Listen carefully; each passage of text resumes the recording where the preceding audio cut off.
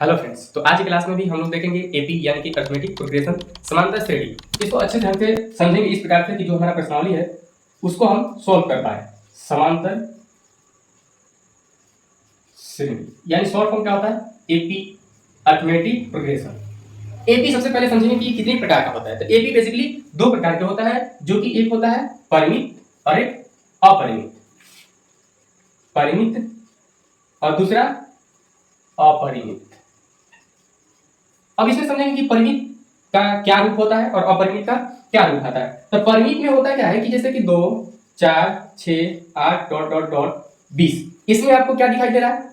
तो यहाँ पे आप देख रहे हैं कि इसका अंतिम पद दिखाई दे रहा है, यानी कि परिमित वो समांतर श्रेणी होता है जिसमें अंतिम पद शामिल हो। लेकिन अपरिमित क्या है कि अपरिमित में आपका जैसे कि 2, 4, 6, 8 dot dot dot dot dot ये कहां तक चल जाएगा, इसका कोई सीमा नहीं है, यानी इसका अंतिम पद ज्ञात करना नामुमकिन है। तो इसे कहेंगे हम अपरिमित समांतर श्रेणी, और ये है हमारा परिमित समांतर श्रेणी। तो हम आज की क्लास में परिमित समांतर श्रेणी के बारे में जानेंगे, क्योंकि जो आपका 10th क्लास का सिलेबस है, सिलेबस में किसको बताया गया है? तो ये परिमित यानी डिफिनिट एपी। तो इसके बारे में हम लोग अच्छे से देखेंगे। इसमें ऐसा केवल 5 केस आपको बताएंगे, जिसके माध्यम से आप क्या करेंगे कि जो प्रश्नावली आपका फर्स्ट है यानी कि 5.1 है, उसे आप सोल्व कर पाएंगे बड़े आसानी से, केवल 5 केस। यानी कि अब हम लोग चलेंगे पहला केस में, यानी कि शर्त कि कौन कौन से शर्त पे जो क्वेश्चन है वो करता है एनसीईआरटी बुक, या आपका जो बोर्ड एग्जाम है वो किस तरह से पूछता है उसको देखेंगे। तो चलिए इतना बात अगर समझ में आ गया हो तो हम आगे पहला केस, केस नंबर क्या 1। पहला केस में क्या कहता है कि यदि एनवा पद दिया हो, यदि एनवा पद दिया हो तो इसके पदों को ज्ञात करना है, इसके पदों को ज्ञात करना है। इस पे आधारित अगर क्वेश्चन करेगा तो अब किस तरह से बनाएंगे। अब इसमें कैसा क्वेश्चन करेगा हम लोग उसको देखते हैं। तो पहला क्वेश्चन हमारा कुछ इस प्रकार से हो जाएगा कि n is equal to n plus two n। ये हमारा एक nवा पद हो गया जिससे हम इसे ज्ञात करना है। इसे आप सबसे पहले किस प्रकार से ज्ञात करेंगे? तो शॉर्ट फॉर्म लिखेंगे n बराबर 2 और 3n प्लस 2। अब हम यहाँ पर n का मान क्या रखेंगे? n is equal to 1। n का मान 1 रखने के बाद a1 बराबर 3 गुणे 1 प्लस 2, क्या आया? 3 प्लस 2 इज इक्वल टू 5। अब हमारा दूसरा मान क्या होगा? तो n बराबर रखेंगे 2। तब यहाँ पे क्या हो जाएगा? a n की जगह पे वैल्यू क्या रखेंगे? 2। तो यहाँ पर n 3 के 3 गुणे n की जगह पे क्या रखेंगे? 2 प्लस 2, यानी कि 3 दूनी 6 प्लस 2 इज इक्वल टू 8। तो इस प्रकार से हम a1 a2 a3 सभी पदों को ज्ञात कर सकते हैं। और समांतर श्रेणी का फॉर्म कुछ इस प्रकार से होता है, आप भी जानते हैं कि a1 a2 a3 a4 dot dot dot an, यानी कि यहाँ कुछ भी हो सकता है। यही इसका फॉर्म है, ये इसी में दिखाई देता है। अब इसके तो सवाल हो गया, और एक देखते हैं उदाहरण के तौर पे बना के सॉल्व करके। चलिए यहाँ पे एक an plus 2n by n plus 1 कुछ इस प्रकार से हमने दे दिया। अब यहाँ पे हम n का वैल्यू क्या रखेंगे? 1। ये आपका क्वेश्चन है, क्या ये क्वेश्चन है? ऐसा क्वेश्चन करेगा तो आप इस प्रकार से बनाएंगे, और ये ऐसा क्वेश्चन करेगा ही करेगा आपका जो चैप्टर है प्रश्नावली फर्स्ट में। तो यहाँ पे n बराबर क्या लिया हम? 1। तो a1 2 इंटू n की जगह पर रखेंगे 1 बटा में n की जगह क्या है? 1 प्लस 1, यानी कि फाइनली क्या है? 2 बटा 2 इज इक्वल टू करके 1। फिर यहाँ a2 का वैल्यू निकालेंगे, तो 2 इंटू a2 का वैल्यू निकालने के लिए सबसे पहले n इक्वल टू हम 2 लेंगे ना। n का मान क्या रखेंगे? 2, तब a2। तो यहाँ पे 2 इंटू n की जगह पे 2 बटे में यहाँ पे क्या हो जाएगा हमारा? n की जगह पे 2 प्लस 1, तो 2 इंटू 2 4 बाई 2 प्लस 1 क्या हो जाएगा? 3, यानी 4 बाई 3 हो गया। इस प्रकार से हम अगला बात के लिए अपना n के वैल्यू कितना रखेंगे? 3, n की वैल्यू 4 कुछ भी रख सकते हैं। तो ये हमारा पहला केस हो गया। तो चलिए इसको अगर आप लोग समझ गए तो आप इसे नोट कर सकते हैं। अब हम चलते हैं केस नंबर 2। क्या कहता है कि यदि समांतर श्रेणी का प्रथम पद तथा सार्व अंतर ज्ञात हो तो उसके कुछ प्रथम पदों को ज्ञात करना, उसके कुछ प्रथम या उसके प्रथम कुछ पदों को ज्ञात करना, उसके प्रथम कुछ पदों को ज्ञात करना। ये कैसा सवाल होगा? तो इसमें आपका क्वेश्चन नंबर फर्स्ट अगर देखा जाए तो समांतर श्रेणी का प्रथम पद, अगला क्वेश्चन आपका हो सकता है कि पहला पद दिया हुआ जैसे कि a1 बराबर A1 को आप नोट 1 से कर सकते हैं या नहीं कर सकते हैं, 2 हो, और D क्या हो, यहाँ पे हम ले लेते हैं 3, D क्या ले लिए 3। तो अब प्रथम कुछ पद को ज्ञात करेंगे। कैसे ज्ञात करेंगे, A1 तो दिया है, A1 यहाँ 2 दिया है, A2 हमें ज्ञात करना है, यानी कि नेक्स्ट पद को हम ज्ञात करेंगे। तो नेक्स्ट पद के लिए क्या करेंगे, A1 plus D, A1 plus D। तो A1 क्या है हमारा 2 और D का वैल्यू 3, यानी कि 3 और 2 कितना हो जाएगा 5। अगला पद क्या है 3, यानी कि A3 के लिए क्या करेंगे कि A2 को लिखेंगे, A2 प्लस D, A2 का मान कितना है 5 प्लस D का 3, तो 5 प्लस 3 कितना हो जाएगा 8। यानी कि इस प्रकार से हमारा तीसरा पद भी ज्ञात हो गया। अगर चौथा पद हमें ज्ञात करना हो तो यहाँ पे क्या लिखेंगे, A3 plus D equal to क्या होगा, A3 का वैल्यू कितना है 8 प्लस D का वैल्यू 3, तो 8 और 3 11। अब यहाँ पे आप सोच रहे होंगे कि ये 3 क्या ये लिखा रहा है। अगर डायरेक्ट हमें 5 यानी कि पांचवा या छठा सातवां आठवां कोई भी पद हमें निकालना हो तो हमें कोई कंफ्यूजन नहीं होनी चाहिए। जैसे कि हमें अगर A8 यानी कि आठवां पद निकालना हो तो हम इसमें से एक घटा देंगे, A7 प्लस में D करेंगे। क्या करेंगे, आठवां पद अगर ज्ञात करना हो तो A में 7 करेंगे प्लस D। अगर इसका फॉर्म लिखें तो हम लिख सकते हैं कि AN equal to AN-1 plus में D। ये आपका क्या हो गया, फार्मूला कर सकते हो। यानी ये पद निकालने के लिए हो गया। यहाँ n के वैल्यू जितना रहेगा वो पद रहेगा, अगर 4 तो चौथा पद, और उसके लिए तीसरा पद में क्या होना चाहिए। जैसे अगर हमें इसका आठवां पद ज्ञात करना हो तो सातवां पद ज्ञात रहेगा तभी ना, तब अगर डायरेक्ट पूछेगा तो सातवां पद आपको देगा तब जाके ये पूछेगा। चलिए, तो केस नंबर सेकंड में यानी इस प्रकार से क्वेश्चन कर सकता है। अब केस नंबर हमारा 3 क्या कहता है कि यदि समांतर श्रेणी के कुछ क्रमागत पद दिए हों तो उसके प्रथम पद तथा सर्व अंतर ज्ञात करना।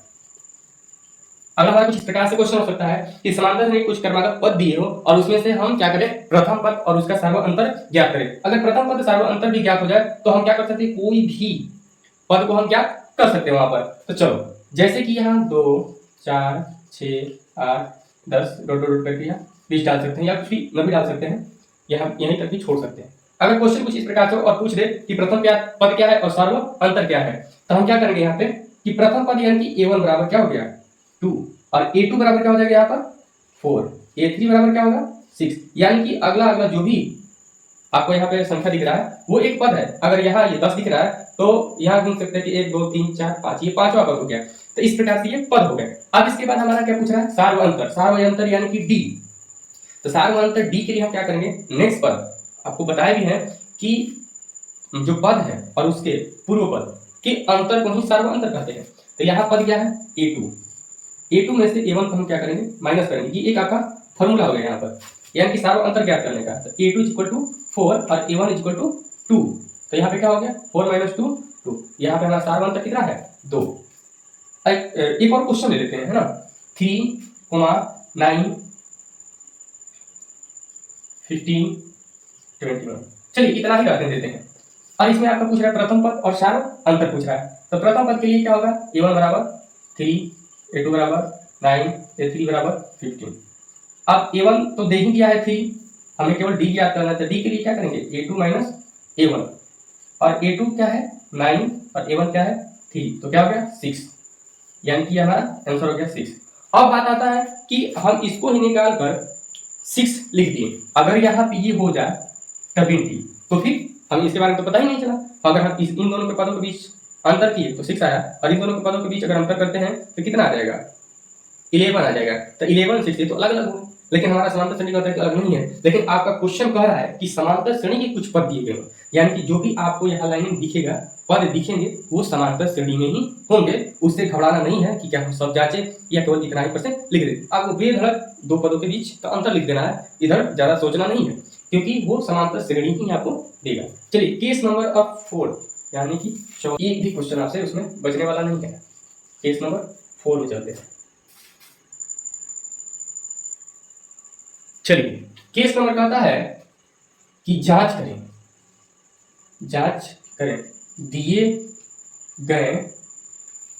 गए अनुक्रम पेपी में है या नहीं। यानी कि हमें जांच करना है कि दिए गए अनुक्रम जो है वो एपी में है, यानी कि समांतर श्रेणी में है या नहीं है। तो उसके लिए अगर मान के लिए क्वेश्चन बेसिकली जो हमारा फॉर्मेट है शुरू से चला आ रहा है, क्या देखिए 2 4 6 8 10 12 यही है। अब इसको अंत रखते हैं ना, अंतिम पर क्या हो गया 12। अब इसको कैसे जांच करेंगे कि एबी में है या नहीं है। तो हमको पता है कि सार्व अंतर क्या होता है, नियत। अगर सार्व अंतर नियत हो तो हम समझ जाएंगे क्या है, एबी में है। तो यहाँ पर A1 क्या है 2, A2 4, A3 6, A4 8, A5 10, A6 क्या है 12। तो हम क्या करेंगे यहाँ पर डी सार्वंतर A2 माइनस A1 क्या हो गया, तो 4 माइनस 2 कितना है 2। इसी प्रकार से अगर अगला चेक करेंगे सार्वंतर यानी इसके बीच A3 और A2, A3 A2, तो A3 क्या है 6 माइनस 4 क्या है 2, सेम आ रहा है यहाँ पर।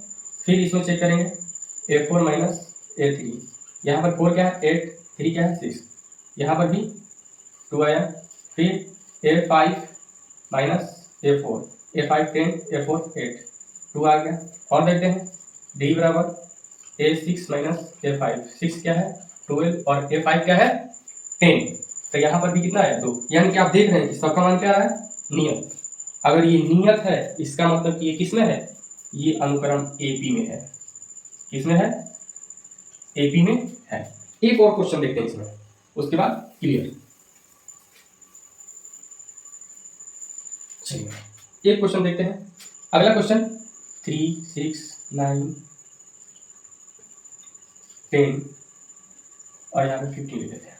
चलिए देखते हैं, जांच करते हैं A1 3, A2 6, A3 9, A4 10, A5 15, D is equal to A2 minus A1। तो A2 क्या है 6, 3 कितना है 3, आगे A3 माइनस A2, हमेशा अगले पद में से पूर्व पद घटेगा है ना। तो A3 हमारा क्या है 9, नीचे लिख देते हैं 9 माइनस 6 क्या है 3 बार। अगला D is equal to A4 minus A3, तो A4 क्या है हमारा 10, A3 9, ये तो 1 आ गया। यहीं पे काम क्या हो गया, गड़बड़ हो गया। जैसे ही यहाँ पे काम अगर गड़बड़ हो गया तो हमें क्या कह देना है कि ये एबी में नहीं है। कुछ इस प्रकार से आपसे क्वेश्चन करने वाला है। चलिए केस नंबर 5 में चलते हैं, यानी कि इस चैप्टर का लास्ट। ये जानने के बाद आपसे इसमें से एक भी सवाल छूटेगा नहीं। अगर फिर भी क्वेश्चन अगर बच जाता है, आपसे सॉल्व नहीं हो पाता है, तो आप कमेंट करें, उस क्वेश्चन को जरूर सॉल्व किया जाएगा। Case number 5। केस नंबर 5 कहता है क्या कि शब्दों में दिए गए शर्तों के अनुसार संख्याओं का अनुक्रम ज्ञात करना या आप भी कर सकते हैं कि जैसे कि शब्द में दिया रहेगा और उसको संख्याओं में आपको लिखना है। शब्द में कुछ कह देगा और उसको समझकर प्रथम पद, अंतिम पद, सार व अंतर जो भी हो सबको आपको ज्ञात करना है। किस प्रकार से, जैसे मान के चलिए सपोज में कि एक क्वेश्चन है, ध्यान से समझिएगा इस क्वेश्चन को, लास्ट केस है, इसके बाद आपसे उसमें कोई क्वेश्चन नहीं छूटने वाला है, बना के देखिएगा। तो जो हमारा क्वेश्चन क्या कर रहा है कि एक व्यक्ति को मजदूरी, एक दिन की मजदूरी 50 रुपया है और प्रतिदिन 5 रुपए की मजदूरी बढ़ जाती है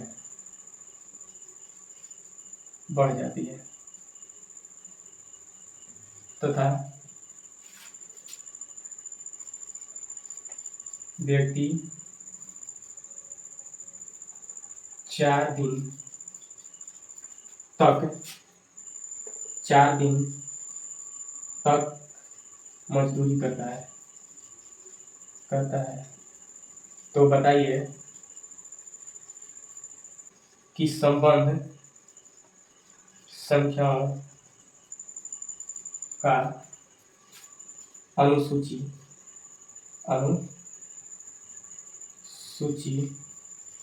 एपी में है या नहीं, एपी में है या नहीं। क्वेश्चन एक बार और रिपीट कर देते हैं। कह रहा है क्वेश्चन कि एक व्यक्ति को एक दिन की मजदूरी 50 रुपया है और प्रतिदिन 5 रुपए मजदूरी बढ़ जाती है, यानी हर अगले दिन उसकी मजदूरी 5 रुपए बढ़ जाती है, तथा व्यक्ति 4 दिन तक मजदूरी करता है। जहां मजदूरी कर रहा है वो व्यक्ति कितना कर रहा है, 4 दिन तक मजदूरी करता है। तो बताइए कि संबंध संख्या का अनुसूची जो बनेगा वो एपी में है या नहीं है। तो चलिए देखते हैं कितना दिन किया है। पहला दिन, दूसरा दिन, तीसरा दिन, सपोज समझाने के लिए कर रहे हैं लिख रहे हैं, वरना इतना लिखने की कोई जरूरी नहीं है। चौथा दिन,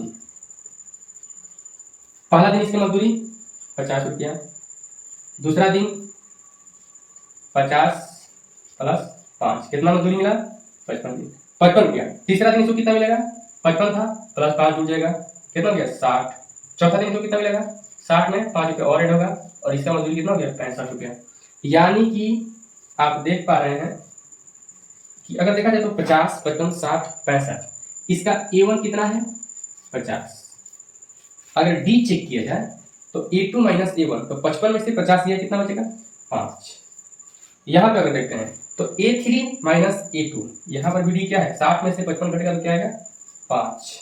यहां अगर चेक करें तो 65 में से 60 घटेगा कितना आएगा D 5। यानी कि जिस तरह से ये 5 क्या हमारा नियत है, अगर ये नियत है तो ये एपी में है, अगर नियत नहीं होता तो ये एपी में नहीं होता। अगर घट बढ़ सकता तो एपी में, जैसे कि दूसरे दिन 5 रुपया बढ़ता है, तीसरे दिन 2 रुपया घट जाता है, तो इस प्रकार के अगर हो तो एपी में नहीं रहेगा। वरना अगर प्रतिदिन कोई भी अंक दे दिया यहाँ पर 5, 10, 20, 50 कुछ भी, तो आपका वो एपी में होगा। अगर लिख पाते तो इस तरह से लिख के आप डी का मान भी निकाल के चेक कर सकते हैं, या यहीं से देख कर भी क्वेश्चन कर सकते हैं आप कि एपी में होगा या नहीं होगा। चलिए, तो इतना जानने के बाद आपसे इसमें से कोई भी क्वेश्चन नहीं छूटने वाला है। अगर फिर भी छूट रहा है तो आप जरूर कमेंट करें कि इस चैप्टर का ये क्वेश्चन छूट रहा है, तो उसको सॉल्व करके जरूर आपको दिया जाएगा, ताकि आप उसे अच्छे से बना लें। अगर आप इतना जानने के बाद खुद से इस चैप्टर को सॉल्व करने का प्रयास करें, जरूर आपसे क्वेश्चन एक भी नहीं बचेगा, सॉल्व हो जाएगा। बल्कि जो एडवांस है, कुछ अलग प्रकार से अगर क्वेश्चन आता है आपके पास अलग अलग बुक रखें, तो उसको भी सॉल्व कीजिए, ताकि सॉल्व हो रहा है कि नहीं। बेसिकली सॉल्व हो ही जाएगा, क्योंकि 5.1 है उसके लिए 5 केस बहुत है, उतना में से कोई भी क्वेश्चन आपसे छूटने वाला नहीं है। चलिए, तो मिलते हैं हम लोग अगले क्लास में और अगले चैप्टर के साथ। तब तक के लिए जय।